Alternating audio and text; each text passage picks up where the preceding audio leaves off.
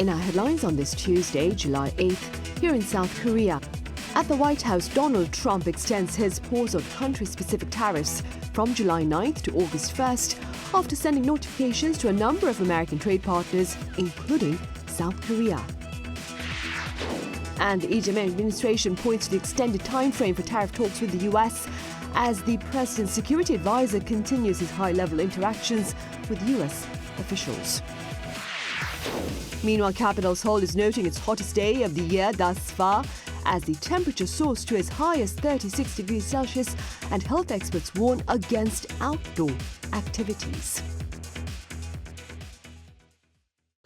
The relief is that the July deadline of the pause on country-specific US tariffs has been extended to August 1st.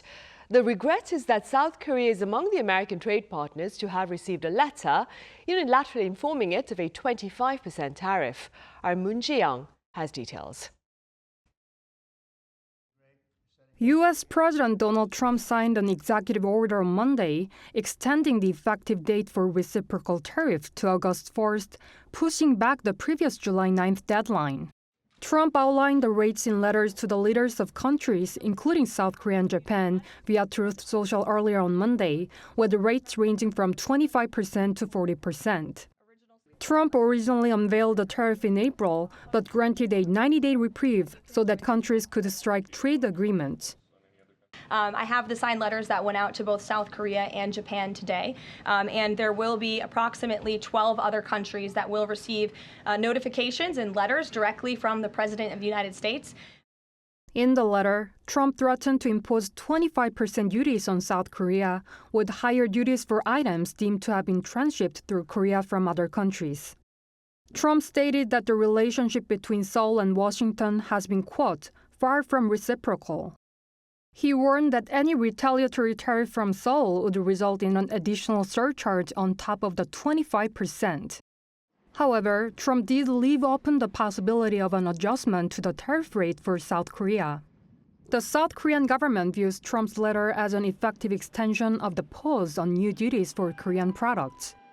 Seoul has been actively working to avoid or minimize the impact of these steep levies, as well as other tariffs on products such as automobiles, steel, and aluminum.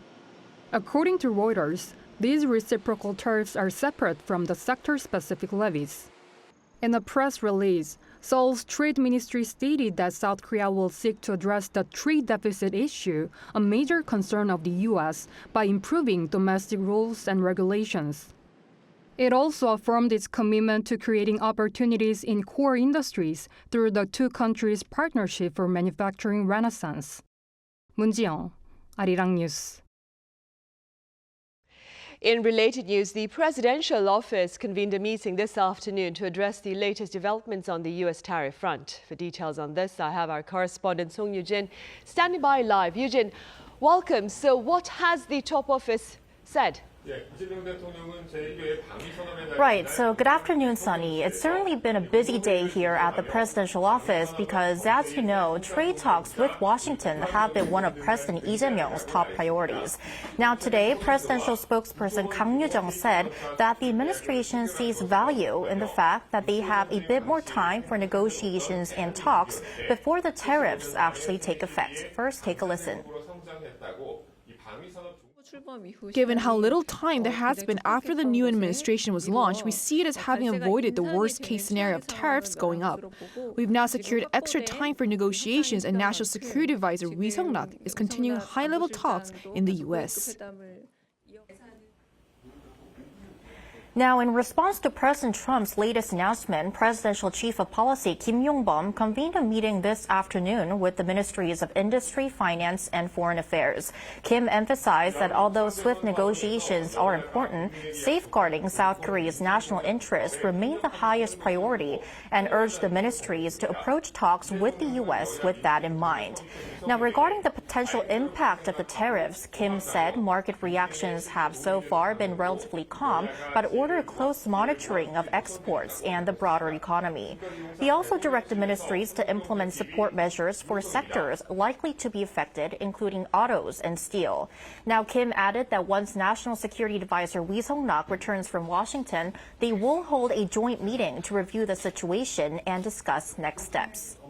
Right, and speaking about that, could you tell us a bit more about the agenda of the top security advisor there in the U.S., Eugene? Right. So South Korea's National Security Advisor Lee met with his American counterpart Marco Rubio on Monday local time. Now, according to the presidential office, the South Korean delegation, including Lee, once again reiterated the need to arrange a summit between Presidents Lee and Trump as soon as possible to make progress on key issues, to which the U.S. side agreed. Now, on tariffs specifically, Washington expressed hopes to reach a deal before the 25% duty kicks in. Now, I also want to note that on the same day, South Korea's top trade negotiator Yo Han-gu, who is also in Washington, met with Commerce Secretary Howard Lutnick. There, Yo called for lowering tariffs on major Korean exports to the U.S., mainly automobiles and steel, which are currently subject to separate tariffs of 25% and 50% respectively under Section 232 of the Trade Expansion Act of 1962. Yo also emphasized Seoul's commitment to bilateral cooperation in manufacturing, describing it as a way to achieve more balanced trade, which is one of the main reasons why President Trump is pushing for this trade war. Yo and Lutnick are scheduled to continue their talks on Wednesday local time, while Lee's visit to Washington is scheduled to wrap up on Tuesday, so we're expecting more details to come out once he returns to Seoul. That's all I have for now. Back to you, Sunny. All right, Eugene, thank you for the coverage. That was our Song Eugene reporting from the presidential office. Moving on then, a state-run think tank finds economic prospects for South Korea continue to appear challenging as the construction industry remains in the doldrums while external risk factors persist. Our Park Jun-an covers the latest findings. The Korea Development Institute reported on Tuesday that South Korea's economy remained subdued, grappling with persistent weaknesses in construction and manufacturing, alongside rising trade uncertainties stemming from U.S. tariff pressure. This assessment was according to the monthly economic trends report released by the state-run think tank. Notably, production in May was hampered by a prolonged contraction in the construction sector, specifically a 20.8% year-on-year decline. The construction industry is considered a key pillar of domestic demand in South Korea, with a slowdown in the sector potentially weighing heavily on the broader economy. Construction is closely tied to domestic demand, as it creates jobs and stimulates demand for building materials and nearby restaurants. So when the construction industry slows, that weakness ripples through the broader domestic economy. Despite the domestic downturn, semiconductor production grew by 18.1% in May. Also, investment in related equipment sustained high growth of 7.5%. However, overall exports to the U.S. underperformed, growing only 1.9%, primarily due to a 16.1% drop in motor vehicle exports, driven by steep U.S. tariffs on automobiles. Given that the United States is one of South Korea's largest export destinations, an economic expert notes that rising tariff tensions may hurt the Korean economy. I believe the impact of tariff uncertainty on the Korean economy is significant.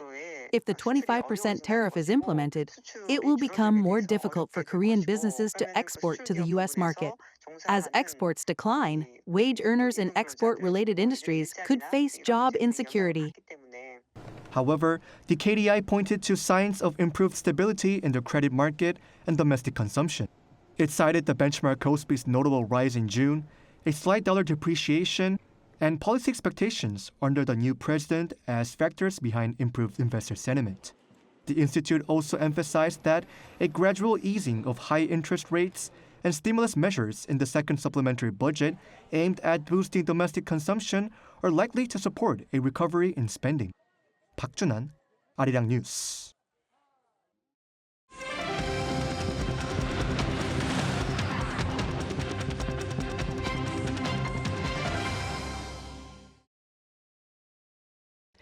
Today, capital Seoul is enduring the hottest day of the year thus far, and health experts are warning against prolonged outdoor activity. Our Pyongyang was out and about. Seoul is experiencing extreme heat, with Tuesday marking the hottest day of the year so far. During the daytime, the temperature in Seoul can get higher than 36 degrees Celsius. Seoul experienced its 9th consecutive tropical night on Monday, meaning that the nighttime lows do not drop lower than 25 degrees. South Korea's weather agency issued the season's first heat wave warning for all parts of Seoul on Monday, 18 days earlier than last year. The heat wave warning remains in effect for a second day on Tuesday, issued when perceived temperatures hit 35 degrees Celsius or higher for 2 days, or when severe heat-related damage is expected. For those in Seoul, the heat is more than just a nuisance. I'm working outside, and it's so hot I feel like I'm going to melt. It's very hot. I want to go to the seaside. I didn't feel it when I was driving this morning, but now I'm really feeling the heat. I've got a tan because I was recently on vacation, but now I'm kind of worried about my health and things like skin cancer. Tuesday's temperatures climbed to over 37 degrees, marking the hottest day in early July since weather-related data began being recorded in 1907, breaking a 118-year record. The intense heat nationwide has also led to a sharp rise in heat-related illnesses. According to the Korea Disease Control and Prevention Agency, 875 cases were reported as of Sunday, up 83% from the same period last year. Data also revealed that 7 people have died from heat stroke since May 15th, more than double the number of deaths recorded in 2024. Pyongyang, Arirang News. In other news, President Lee Jae-myung ushered in South Korea's first K-Defense Day earlier on this Tuesday with a call on his cabinet to consider the creation of a control tower to further nurture the defense industry. At a cabinet meeting, he also requested a review into prospects of setting up a regular strategy meeting to boost arms exports. In essence, the president urged pan-governmental efforts to ultimately rank South Korea among the world's top 4 defense powerhouses. The World Heritage Committee has rejected a review into Japan's commitment to the disclosure of accurate historical records at its UNESCO-listed industrial sites where many Koreans were forced into wartime labor. Our foreign affairs correspondent Oh Soo-young reports. South Korea has voiced strong regret after a UNESCO committee rejected its proposal to review Japan's handling of wartime forced labor sites, including Hiroshima coal mine near Nagasaki. On Monday's annual session of the UNESCO World Heritage Committee in Paris, South Korea proposed a formal agenda to assess whether Japan had fulfilled its 2015 promise to acknowledge the use of Korean forced labor at its Meiji-era industrial sites. But Japan submitted a counter-proposal to delete the item, which was passed with 7 votes in favour, 3 opposing and 8 abstentions. The 21-member committee allows motions to pass with just 6 votes in favour. In 2015, Japan pledged to take steps to present the full historical context of 23 industrial sites, including forced labour under its colonial rule, as a condition for having them listed as UNESCO World Heritage Sites. However, Tokyo has failed to follow through on this pledge. Japan placed the Industrial Heritage Information Center in Tokyo, not Nagasaki, and failed to mention forced mobilization or discrimination against Korean laborers. This year, Nagasaki produced a virtual reality video to mark the 10th anniversary of the site's listing, but again omitted the history of forced labor, prompting further criticism. Some 57,900 Koreans were forced to work at 7 of Japan's registered sites during its colonial rule of Korea in the early 20th century. In 2021, UNESCO adopted a decision expressing strong regret over Japan's inadequate follow-up and urged it to uphold its commitment. 2 years later, the committee called on Japan to consult with concerned countries and produce new and enhanced measures on historical interpretation for review by December 2024. However, Tokyo decided to file an update instead of a proper report, which would be subject to a committee review. The World Heritage Committee has reviewed Japan's industrial sites every 2 to 3 years through progress reports. Thus, South Korea has stressed UNESCO has a duty to monitor implementation of its decisions. All member states under the World Heritage Convention have the right to raise concerns and request formal reviews. Japan pays the third largest amount of contributions to UNESCO's annual budget. Observers say this boosts its influence within the organization. South Korea says it will keep urging Tokyo to fulfill its international commitments while working to build forward-looking cooperation based on mutual trust. Soohee, Arirang News.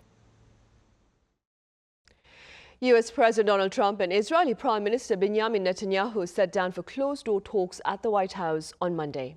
Addressing members of the media, White House Press Secretary Caroline Leavitt revealed that the ceasefire proposal supported by Israel had been delivered to Hamas and that the release of all hostages is Mr. Trump's top priority.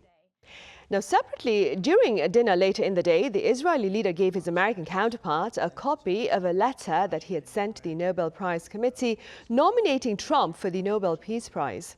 This marks Prime Minister Netanyahu's third visit to the U.S. during the second Trump administration. Back here on the local front, South Korean drug regulators have approved the world's first recombinant anthrax vaccine developed by researchers here. Our Park Onu reports. Made in Korea. That's a term describing the world's first recombinant anthrax vaccine, which is said to be manufactured in a plant in Hwasungun County in the southwest of South Korea, after decades of joint research between the public and private sectors. The Arirang vaccine uses recombinant protein technology, minimizing the toxic side effects of other conventional vaccines. For years, Korea had to rely on expensive imports for anthrax vaccines, but now that's starting to change. This homegrown vaccine isn't just set to be made in Korea, but will be the result of nearly 3 decades of accumulated research and technology. The vaccine was approved by the Ministry of Food and Drug Safety in April and is expected to be produced later this year. The Hwasun facility alone can produce up to 10 million doses annually, helping ensure a stable supply. However, there were challenges to developing a first-of-its-kind product.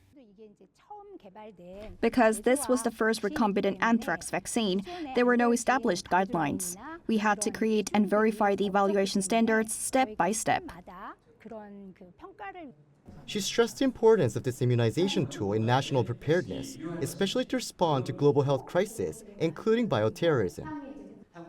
She added that those working in high-risk sectors, including lab researchers, military personnel, police, and firefighters, are being considered as priority groups for vaccination. While the product didn't go through a phase 3 clinical trial due to ethical constraints, there have been concerns regarding its efficacy. We couldn't go through a full phase 3 clinical trial, but we confirmed safety through non-clinical tests with rabbits. He added that rabbits are sensitive to anthrax and require high levels of neutralizing antibodies, which adds weight to the test results. He also said the shot is expected to be competitively priced, and rising global demand is widely opening possibilities for exports. From a country once reliant on foreign supply, Korea is now positioning itself as an exporter. And with this step toward vaccine self-reliance, expectations are rising for the future of K-vaccines. Park Onu, Arirang News, Hwasun. Meanwhile, Spain is the stage of South Korea's cultural program this year, and a recent dynamic performance in Madrid has become the talk of the town for touching upon the bilateral interest in dance as a form of universal expression. Our Choi Soo-young was there. Spain is a country renowned for its dance and passion. And in its capital, Madrid, stands the cultural landmark, the Matadero Art Theatre. There, a special performance unfolded, blending the past and present of Korean dance. A dancer walked through a dream. Traditional Korean sounds pansori, 장구, and jing filled the space, setting the stage for a soulful dance. The swishing of hanji, Korean traditional paper, mimicked the sounds of waves, telling people what Korean dance is. Modern styles like b-boy, hip-hop, and street dance also caught the eye. Through intense movements, dancers told stories of conflict in modern society, showing how far Korean contemporary dance has come. The final stage brought a dynamic mix of tradition and modern emotion, full of color and energy. And in the encore, the entire audience danced together in Korean folk song Gangang Sulle, the circle dance, as one, a true moment of cultural harmony.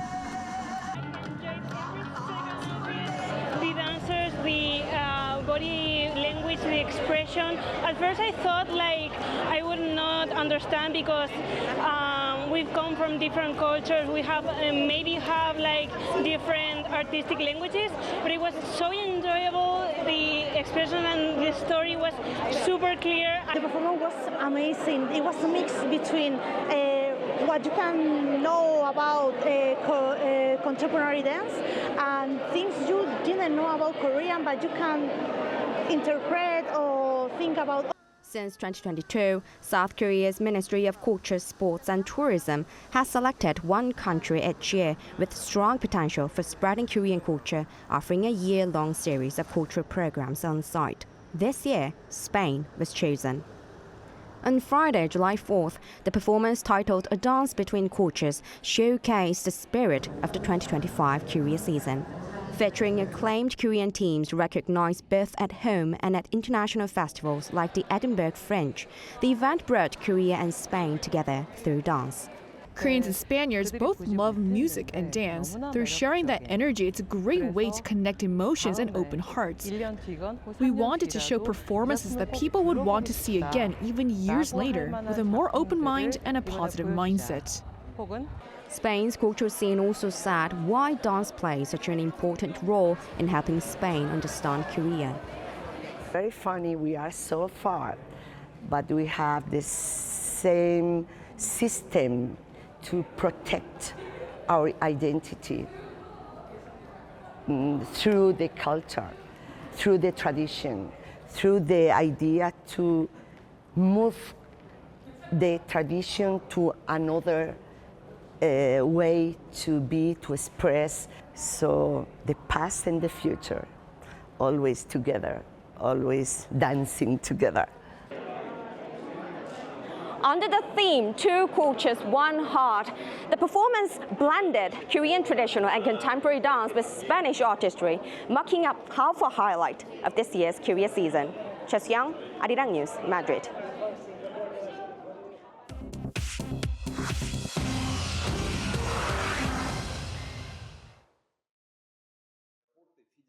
This is The World Now, bringing you the latest stories from around the globe.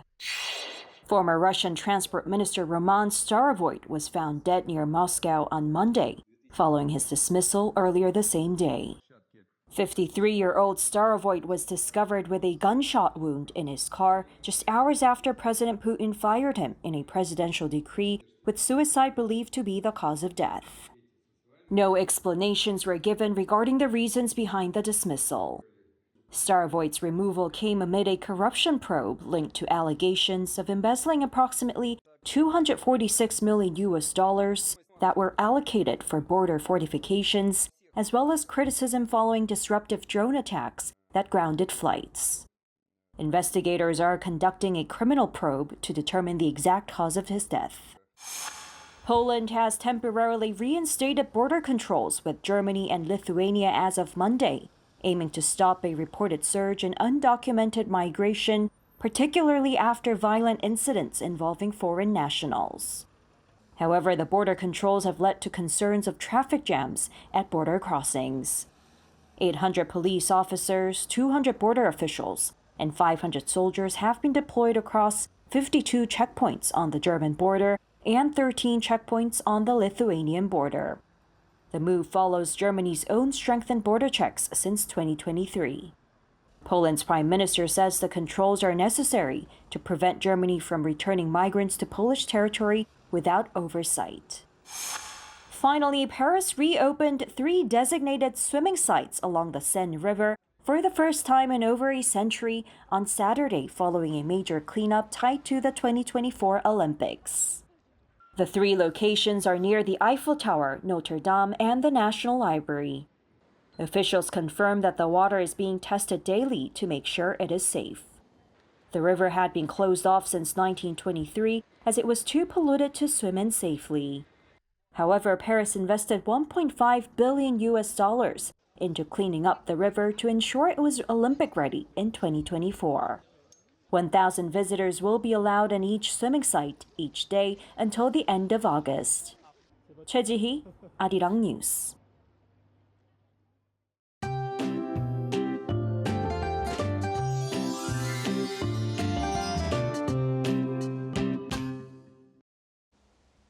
Today, Seoul recorded the hottest temperature this year, with daytime temperatures soaring up to 36 degrees Celsius under heat wave warning. If the temperature reaches 37 degrees, it is likely to be the hottest day in early July ever recorded in Seoul. The East Coast and the coastal areas of the Gyeongsang-do provinces, which were hotter than human body temperature until yesterday, are expected to be able to get out of the scorching heat for a while from today.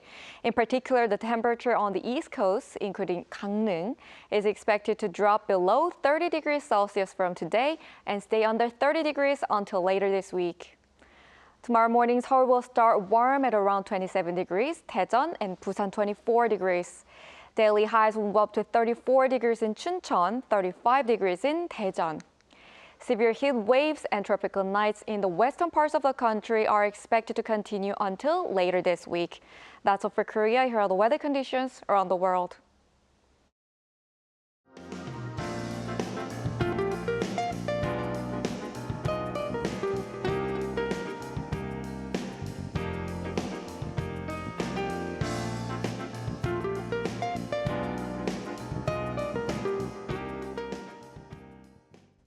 Those are the headlines at the Soohee in South Korea. As always, thank you for watching and do stay tuned for our panel session.